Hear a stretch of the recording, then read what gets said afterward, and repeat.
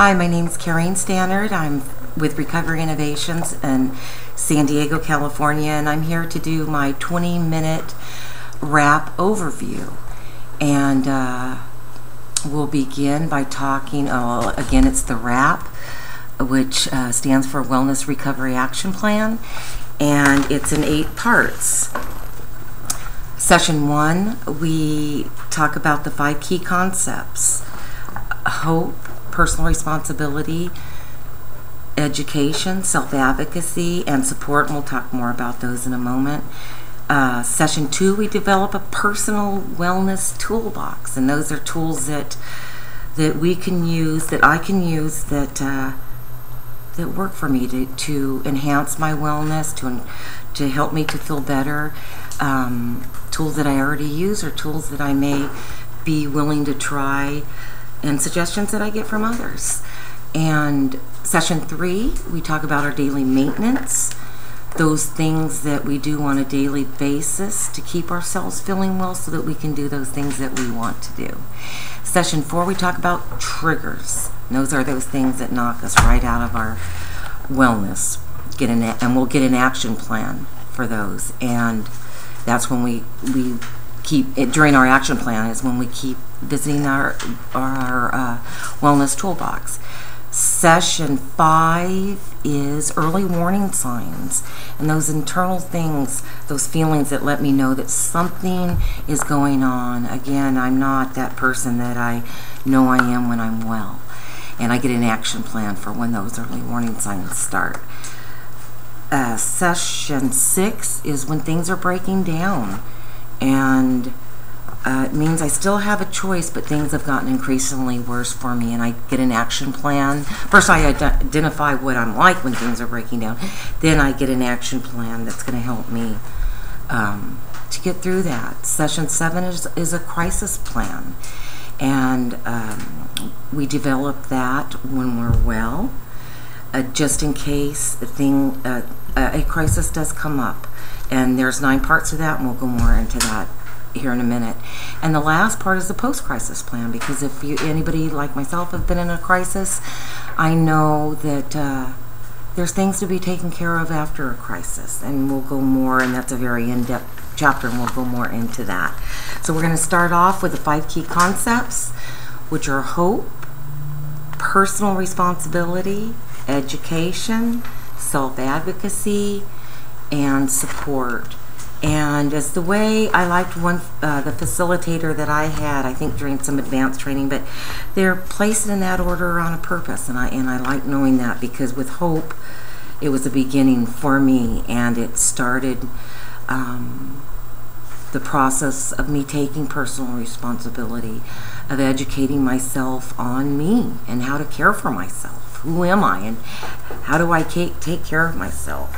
And then I start feeling better, and I start advocating for myself.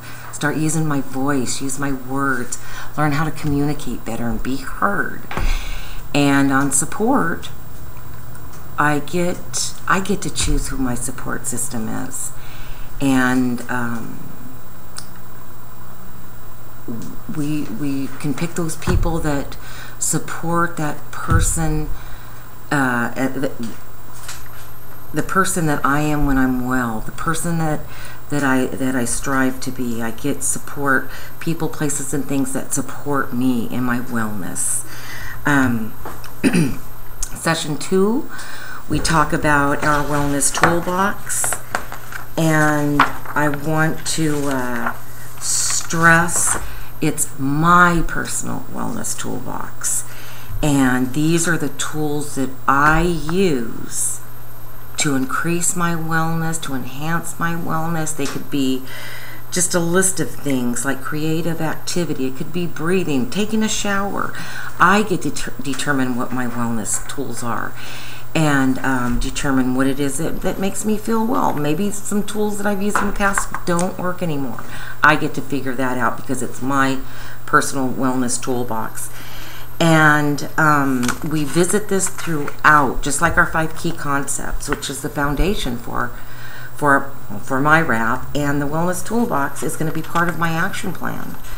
I can go use those tools according to whatever challenges I may be going through, and I'll visit this wellness toolbox as I go along. Some examples I have for wellness tools include reading, taking walks, and water, exercising, taking a shower. Those are some tools that help me in carrying a water bottle. I get to determine what tool it is, and so do you. And that's the beauty of all that. Session 3, like I said, we're going to talk about the daily maintenance. 3 parts to it. First one is, what am I like when I'm feeling well? I get to come up with words that describe me when I'm feeling well. And you know, maybe I don't know what I'm like when I'm feeling well. When I first started developing my rap, I didn't. But I got to share what I hope to feel like, what I wanted to feel like, and kind of set that as a gold standard. And I constantly visit what I'm like when I'm feeling well throughout just my day. It's more self-awareness on my part. Part 2 is the things that I need to do every day to stay well. And for me, it's like having a routine. I do the same things every day, whether it be a Thursday or a Sunday. It's my daily maintenance, and it's as simple as I want it to be, or a list of several things. I look at it like, if I do the things that I need to do, if I'm taking that personal responsibility to do the things that I need to do, I get to do those things that I want to do. Some things that I do on a daily basis is I get enough rest. I drink lots of water. I drink lots of fluids. I take medication because I choose to. That's another one of my wellness tools, what I do to make myself feel well. I read spiritual material every morning, doesn't matter what day it is. I take a shower. It's what makes me feel well, and it helps set the mood for the day. And it's a way for me to go back, and we'll talk here in a minute, when triggers or early warning signs start coming in, I can ask myself, hey, what's going on? How's my daily maintenance been? Am I lacking something on my daily maintenance? The daily maintenance is a really big part of the rap for me. And things I might do. What are those things I might do? Maybe I'm going to do my laundry once a week. I'm certainly not going to do it every day. But doing my laundry makes me feel well. I'm going to do those things that support that person that I described in question number 1 of who I am when I feel well. I'm going to do those things on a daily basis, and now the things that other things that I might enjoy.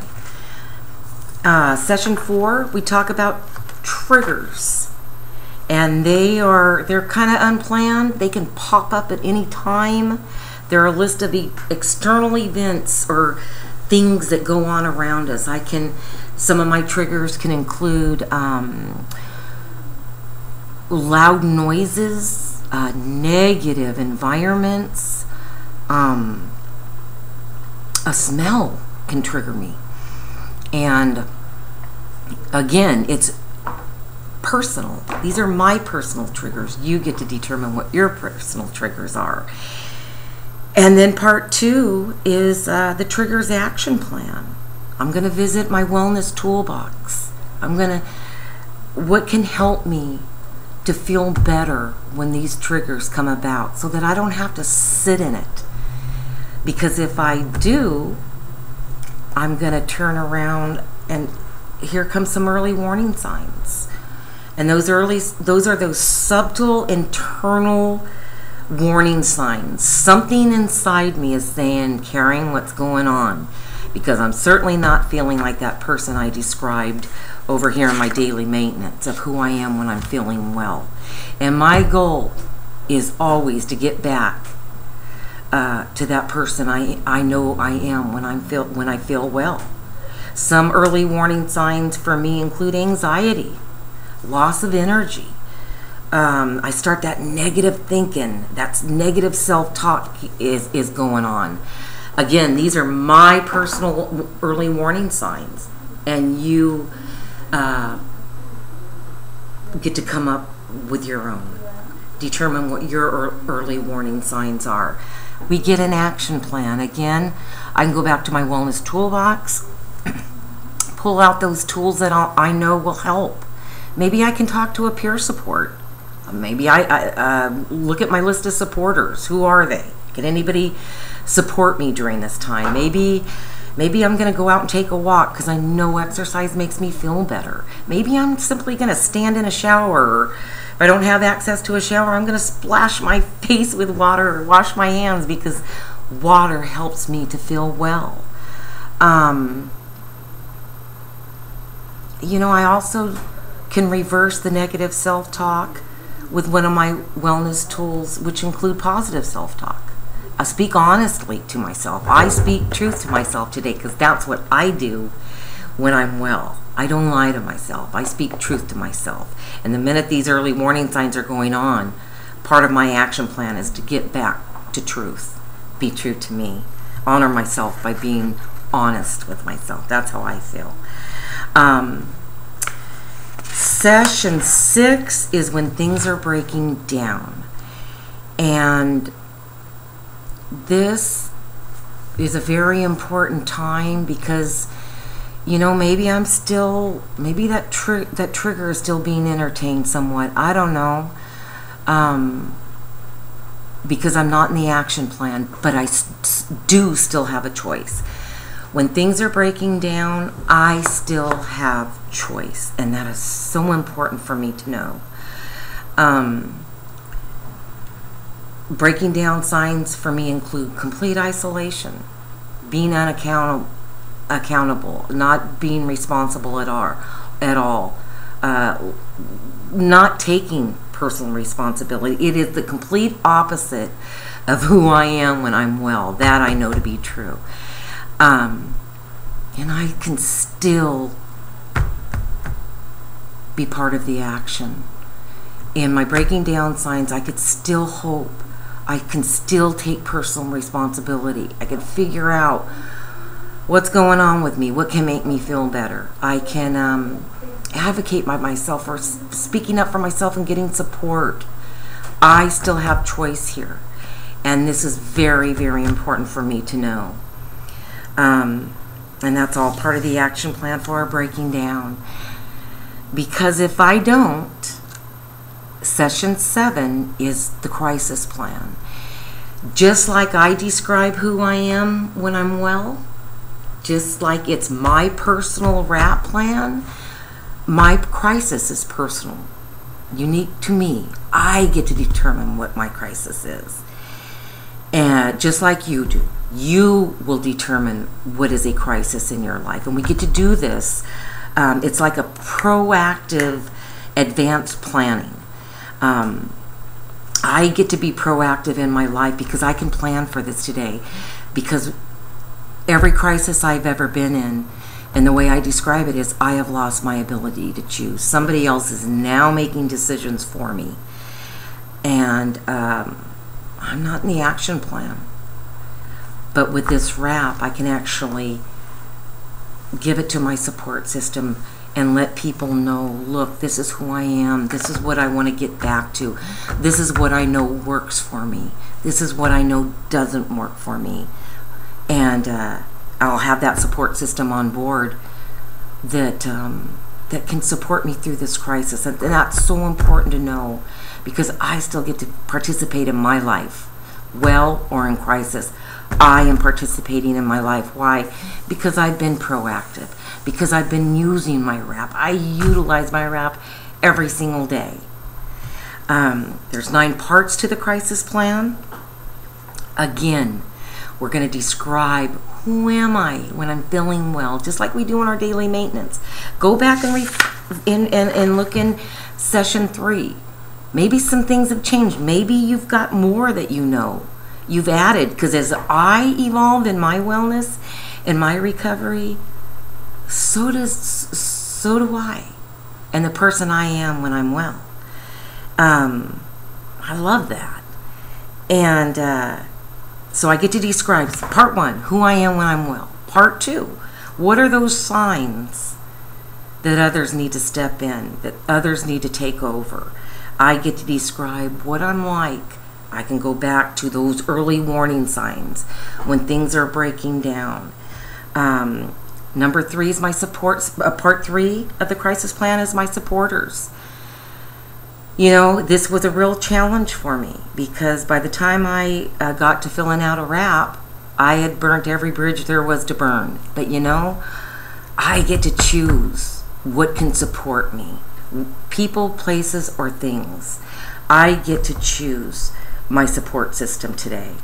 And again, as we grow and evolve in our wellness and recovery, so does our support system. Because then we get to list who we don't want around, who is not there to support me in my wellness. People we don't want to get involved.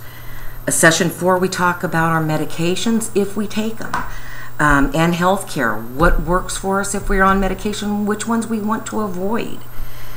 We get to know who our healthcare providers are. Make sure everybody's on board. If I'm taking medications, they're all listed down there. Pharmacies, names, milligrams, how many times a day. I get to list this in my crisis plan. Treatments, the treatments that help me to feel better. Maybe it's because I've already tried different things. I get to put down here what works and what doesn't work, the ones I want to avoid. Part 6 of the crisis plan is the home and community care. It's a set up a plan so you can stay at home or in the community. And there's lots of, again, the education part is, and the self-advocating, back to those 5 key concepts, what is available out there to support me? You know, maybe it's clubhouses, libraries, respite centers, whatever. You get to advocate for yourself. Part 7 is the treatment facilities, where I'd be preferred to be hospitalized if it became necessary, if I have that choice. Maybe treatment facilities that I want to avoid. They can be listed there. Part 8 is help from others. List the things that others can do for me. Maybe get my mail. Maybe open a window for me if I'm at home, or come by and say hi to me. What can others do for me, and what are things that I don't want people to do for me, or those people that I want to avoid? Part 9 is inactivating the plan, because I'm feeling better. I'm closer to that person I am when I'm feeling well. I am taking personal responsibility in my life again. I am advocating for myself again. I can get this plan witnessed by 2 supporters, and even notarized. Running out of time here, but session 8 is the post-crisis plan. It is a huge journaling process of knowing when I'm going to be out of the crisis. Again, how I would like to feel once I get out of that crisis. It's self-awareness. Get to know yourself during this plan. Post-recovery support list. Maybe my supporters have changed. I'm going to add those. What others can do for me. Do I have a stable environment? What's going on with my environment? And it's just more of things that I can do to support me in my wellness and get my support system on board. And that is the end of my 20-minute wrap overview. Thank you.